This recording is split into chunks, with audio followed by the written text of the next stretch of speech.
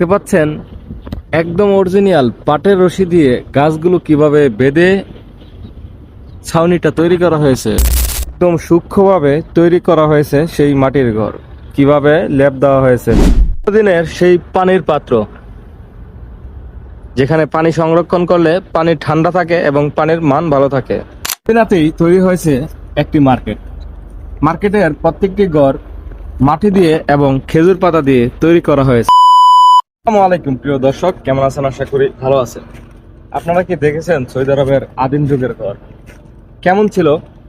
Saudi আরবের পুরাতন আদিম যুগে মাটির ঘর, তা আজকের ভিডিওতে আপনাদেরকে দেখানোর চেষ্টা করতেছি।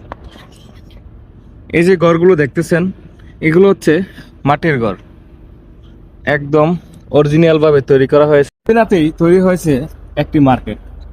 মার্কেটের প্রত্যেকটি ঘর মাটি দিয়ে এবং খেজুর পাতা দিয়ে তৈরি করা হয়েছে। খেজুর পাতা দিয়ে বেড়া দেওয়া হয়েছে। দিনের সেই পানির পাত্র,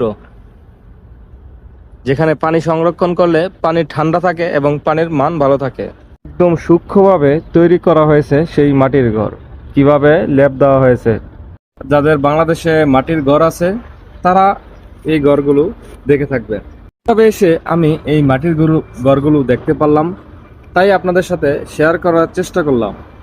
সেই হারিকেন আর গাছের খুঁটি এই তৈরি করা হয়েছে। এই মার্কেটটি একদম সেই পুরনো যুগেই ফিরে যাওয়া হয়েছে এই মার্কেটটি তৈরির মাধ্যমে।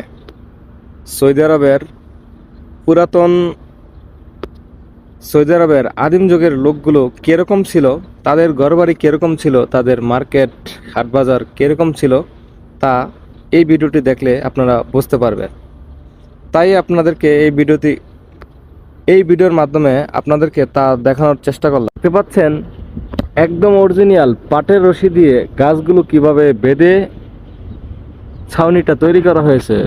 সূক্ষ্মভাবে তৈরি করা হয়েছে এই মার্কেটটি।